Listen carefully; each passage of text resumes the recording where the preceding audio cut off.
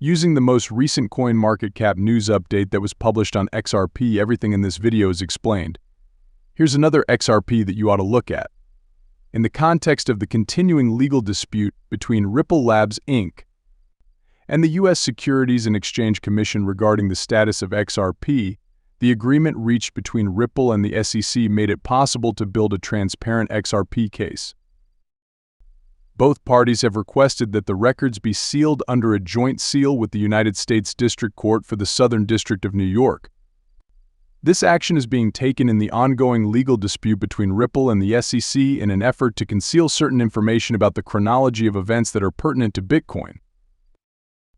This suggestion describes a methodical process that could be utilized to resolve the redaction and sealing concerns associated with briefings connected with proposed solutions.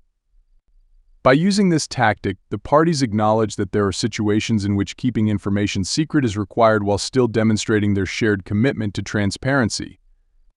Setting a set date for the upcoming court hearings is a noteworthy new milestone in the ongoing legal dispute between Ripple Labs and the U.S. Securities and Exchange Commission.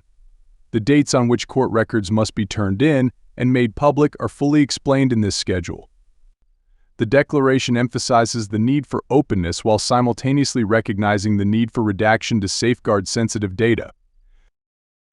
The Securities and Exchange Commission (SE) intends to file its opening remedies-related brief under seal starting on March 22, 2024.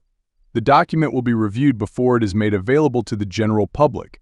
Finding any sensitive material in the document that has to be removed is the aim of this phase. Setting the setting in advance will help prepare for the evaluation phase.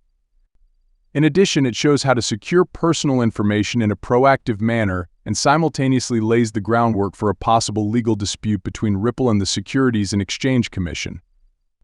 March 25, 2024, marks a significant milestone since it marks the beginning of cooperation attempts to reach a consensus on redactions to the Securities and Exchange Commission's SEC opening brief and related documents. The intention behind these initiatives is to provide the public with every opportunity to achieve the target of reducing the number of redactions. This collaborative effort demonstrates the commitment to openness and productive dialogue shared by all parties involved in the issue. On March 26, 2024, the Securities and Exchange Commission is anticipated to make available to the public a redacted version of its opening brief. This version will only include the redactions that have received unanimous approval. Adopting this step ensures that crucial information is accessible to the public and properly preserves sensitive data, both of which contribute to the promotion of greater transparency. It is expected that the opposing brief and supporting documents will be submitted on April 22, 2024, based on the current progress of the matter. These files will remain in a public repository, but any potentially sensitive information will be redacted. This is a consequence of the complexity of the legal procedures. This strategy strikes a difficult balance between maintaining one's anonymity and speaking the truth. Following that, on March 23 and 24, 2024, it is anticipated that discussions and papers relevant to redactions specific to Ripple's opposing brief and related materials will begin. These discussions are intended to allay any concerns that may still exist regarding the security of personal data. Consequently, this will contribute to the enhancement of the transparency requirements that have been implemented throughout. The Securities and Exchange Commission's Internal Management System (EMS) is anticipated to submit its reply brief under seal on May 6, 2024, to wrap up the planned submissions.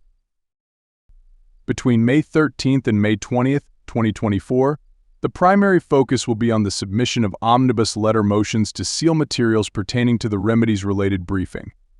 The next step will be the filing of written briefs objecting to motions to seal materials. This will open up a conversation over the scope and need to seal particular documents and data in light of the ongoing legal battle between XRP and other parties.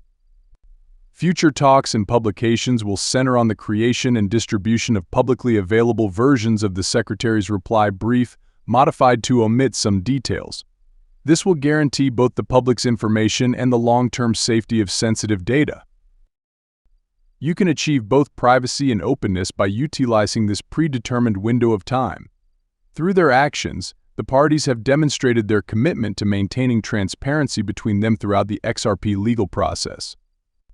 The joint sealing proposal aims to find a way to preserve private legal and corporate papers while enabling the public to access information that is publicly available. A clear set of guidelines for information sealing and concealing will be developed in order to accomplish this. Bill Morgan, an astute watcher of the XRP community, has disclosed one of the most significant details in the case. Because of a protective order, the Securities and Exchange Commission is the only entity with access to information regarding Ripple's post-complaint arrangements with institutions. This is true even though the Securities and Exchange Commission (SEC) filed a motion asking for the public disclosure of these contracts. Morgan observes that on the short and reply brief submitted to the Securities and Exchange Commission (SEC), Ripple is probably going to ask for the suppression and sealing of data that is commercially sensitive. It is anticipated that as the XRP case develops, this will occur. Even in situations where the parties are attempting to be transparent, the joint ceasing request and plan timeframe address the need for secrecy while still providing a basis for transparent court operations. Together, these two elements create a transparent platform. Protective orders suggest that certain aspects of the case are especially delicate at this point in time, when those who are following the case are nervously awaiting new information. Following a clear, strict process ensures that personal data is kept private and makes important information easily accessible. Regarding the XRP lawsuit, Riverside Landings and the U.S. Securities and Exchange Commission have jointly filed a sealing application with the U.S. District Court for the Southern District of New York. The judge in Elisa Torres was notified in the joint letter dated March 19, 2024, that a plan outlining the submission and public release processes for court records had been developed. The parties put out a proposal that aims to control the disclosure of remedy-related issues until the following briefing. By taking advantage of this opportunity, all parties will be able to demonstrate their dedication to transparency while simultaneously acknowledging the significance of protecting the identity of certain sensitive content. To make sure that their objectives are crystal clear, the parties have prepared the following statement. The importance of taking a thorough approach to redacting and sealing document information is also emphasized in the letter. The plan will ensure that the parties' briefs are promptly made available to the public. Any redactions that are suggested are expected to be minor and in line with that strong assumption of public access. It has been determined that on March 22, 2024, Ripple's unique remedies with regard to the SEC will expire.